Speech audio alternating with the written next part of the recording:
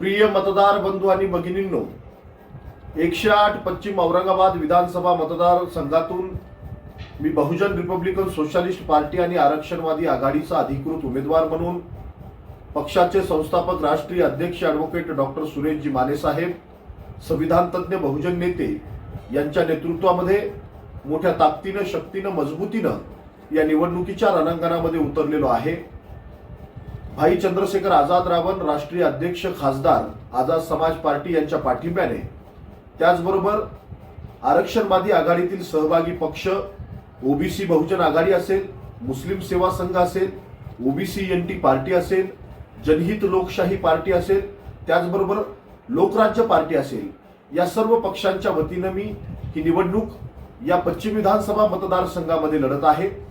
या प्रस्थापित पक्षांनी गेल्या अनेक वर्षापासून इथल्या मतदारांच्या भावनांचा बाजार करून, इथल्या मतदारांना खोटीनाटी आश्वासनं देऊन, इथल्या जनतेला जात आणि धर्माच्या विळख्यामध्ये बांधून या शहरामध्ये दंगली निर्माण करण्याचं काम केलं, या शहराला वेगवेगळं करण्याचं काम केलं, इथल्या समूहाला, इथल्या जात आणि धर्माच्या लोकांना वेगवेगळ्या समूहामध्ये वाटण्याचं काम इथल्या प्रस्थापित आमदारांनी, इथल्या प्रस्थापित सत्ताधारी लोकांनी केलं।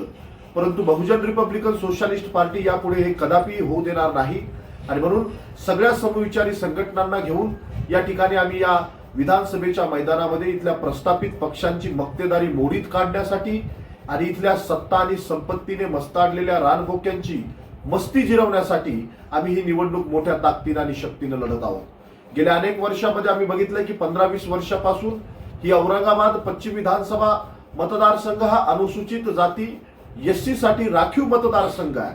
परंतु या राखीव मतदारसंघातून इथल्या समाजाचे खरी प्रतिनिधी या विधानसभेत जात नसून इथल्या प्रस्थापित पक्षांचे दलाल, भडवे आणि इथले जे चाटुगिरी करणारे जे नेते आहेत हेच या प्रस्थापित पक्षांचे त्या ठिकाणी विधानसभेत जातात।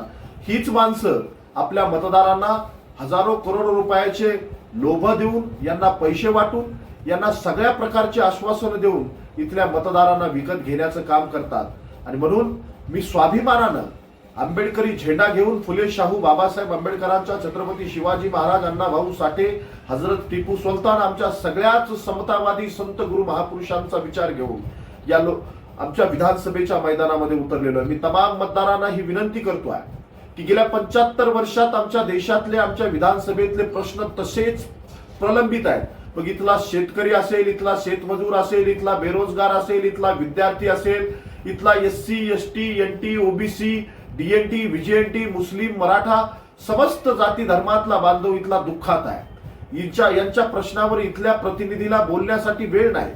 आम्ही कधीच विधानसभेमध्ये इथल्या पश्चिम विधानसभेच्या आमदाराला इथल्या जनतेच्या प्रश्नावर बोलताना बघितलं नाही। परंतु आम्ही या ठिकाणी केवळ ही माणसं खोट्या नाट्या आश्वासनावर प्रत्येक दर 5 वर्षाला आमची मतदार या उमेदवाराला निवडून देत असतात। परंतु बांधवांनो, आपल्याला जागृत होणं गरजेचं आहे। उद्या 20 नोव्हेंबर 2024 रोजी आपण आपल्या हक्काचा, मताचा अधिकार, या ठिकाणी त्या मताच्या अधिकाराचा वापर करणार आहात। डॉक्टर बाबासाहेब आंबेडकरांनी, भारतीय संविधानाने या देशातल्या प्रत्येक जाती धर्मातल्या माणसाला मताचा अधिकार दिला।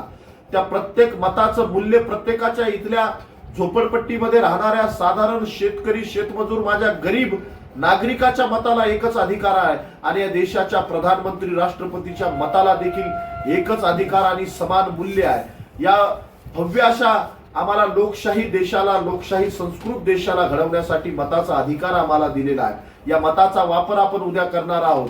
बाबासाहेब आंबेडकरांनी आम्हाला मताचा अधिकार दिल्यानंतर त्या मताचं महत्व देखील समजावून सांगितलं आहे। बाबासाहेब म्हणतात की मताचा दिलेला अधिकार तुम्ही, त्याची किंमत ही मीठ मिरची इतकी समजू नका। तुमच्या मताची किंमत ही तुमच्या आईच्या आणि बहिणीच्या इज्जती समान आहे। म्हणून बांधवांनो, आपण आपल्या मताचा अधिकार विकून आपल्या आईच्या आणि बहिणीची इज्जत विकतो असं बाबासाहेब आंबेडकरांचं म्हणणं आहे।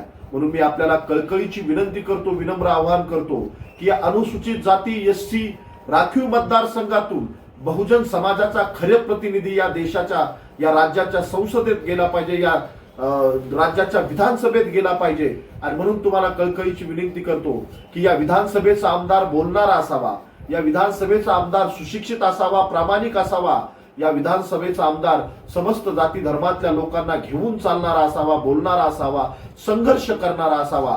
आणि म्हणून मी आपल्या समोर एक नवा पर्याय घेऊन आलेलो आहे. मी आपल्याला कळकळीची विनंती करतो की उद्या 20 तारखेला आपण माझा बटन क्रमांक 5 निशाणी ट्रम्पेट या निशाणी समोरील बटन दाबून मला प्रचंड बहुमताने विजय कराल. कुठल्याही भूलतापेला बळी न पडता, कोणाच्याही आमिषाला बळी न पडता, कोणाच्या कुठल्याच आमिषाला बळी न पडता आपण स्वाभिमान आत्मसन्मान जागृत ठेवून आपल्या समस्त बहुजन महापुरुषांचं, संत गुरूंचं, या सगळ्या महापुरुषांचं समतावादी विचाराचं, समता, स्वातंत्र्यता, बंधुता आणि न्यायावर आधारित समाज व्यवस्था निर्माण करण्याचं स्वप्न आणि बाबासाहेब आंबेडकरांना अपेक्षित या देशातला बहुजन समाज शासनकर्ता झाला पाहिजे. या देशातली सत्ता इथल्या खालच्या माणसाच्या हातात आली पाहिजे. ती सत्ता आपण उपभोगण्यासाठी आणि महापुरुषांचं स्वप्न पूर्ण करण्यासाठी आपण उद्या आपल्या अमूल्य मताचा, अधिकाराचा वापर करून ट्रम्पेट या निशाणी समोरील बटन दाबून प्रचंड बहुमताने मला विजय कराल आणि या विधानसभेमध्ये एक मोठा आमूलाग्र बदल कराल. या विधानसभेमध्ये फुले शाहू आंबेडकरी विचाराचा आमदार या आपल्या विधानसभेतून पाठवाल आणि आपल्या महापुरुषांचं स्वप्न पूर्ण करून आपल्या या विधानसभेचा सर्वांगीण विकास कराल. प्रत्येक घटकाचा, प्रत्येक जाती धर्माचा विकास, महिलांचा, नागरिकांचा, युवकांचा, शेतकऱ्यांचा, शेतमजुरांचा, प्रत्येक घटकातल्या व्यक्तीचा विकास सर्वांगीण करण्यासाठी आपण मला मतदान कराल.